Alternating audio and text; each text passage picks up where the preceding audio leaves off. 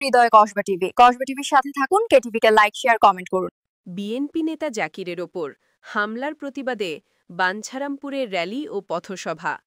বাঞ্ছারামপুর থেকে staff reporter Alamgir হোসেনের তথ্যচিত্রে বিস্তারিত জানাচ্ছেন আকলিমা রশিদ ঢালি। শুনছিলেন সংবাদ শিরোনাম, এখন দেখুন বিস্তারিত। বিএনপি নেতা জাকিরের ওপর হামলাকারী নব্য ফ্যাসিবাদের দোসর গুপ্ত সংগঠনের নেতা জসিমউদ্দিন ও সহযোগীদের অনতিবিলম্বে গ্রেফতার ও দৃষ্টান্তমূলক শাস্তির দাবিতে র্যালি ও পথসভা অনুষ্ঠিত হয়। বাঞ্ছারামপুর উপজেলা মিলাতায়নের সামনে থেকে বাঞ্ছারামপুর উপজেলা বিএনপির কেন্দ্রীয় কার্যালয়ের সামনে গিয়ে শেষ হয়। ব্রাহ্মণবাড়িয়া জেলার বাঞ্ছারামপুর উপজেলার কালাইনগরের জাকির হোসেনের ওপর এই হামলা হয়।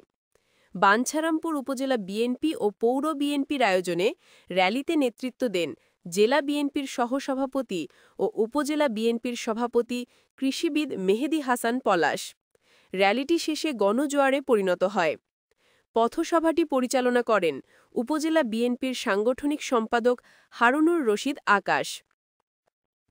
উক্ত র্যালিতে ও পথসভায় আরও যারা উপস্থিত ছিলেন বিএনপির সিনিয়র সহসভাপতি অ্যাডমোল সিনুগোলাম মুস্তফা, সহসভাপতি জাঙ্গির আলম, সহসভাপতি সাখাওয়াত হোসেন, বাঞ্ছারামপুর উপজেলা বিএনপি যুগ্ম সম্পাদক তাইবুর হাসান মাসুম, সাংগঠনিক সম্পাদক ZAH সেলিম শুকরি, অর্থ সম্পাদক আলমগীর হোসেন, পৌর বিএনপির যুগ্ম সম্পাদক রুস্তম আলম, ছাত্র বিষয়ক সম্পাদক আবু কালাম, দপ্তর সম্পাদক কামাল হোসেন, ছাত্রদলের সাবেক সভাপতি লিটন সরকার, ছাত্রদলের সাবেক সভাপতি আশিকুর রহমান অন্তু, মহিলা দলের সভাপতি রুমি আক্তার, পৌর মহিলা দলের সভাপতি মিনারা বেগম, সাধারণ সম্পাদক বিউটি আক্তার, রুজিনা আক্তার প্রমুখ।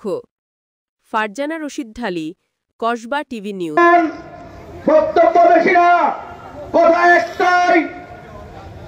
সরকারের প্রধান দোষর গুপ্ত সংগঠন বাঞ্ছারামপুরে আইন শৃঙ্খলা অবনতির জন্য যে অপচেষ্টায় লিপ্ত রয়েছে, প্রশাসন জবাব চাই।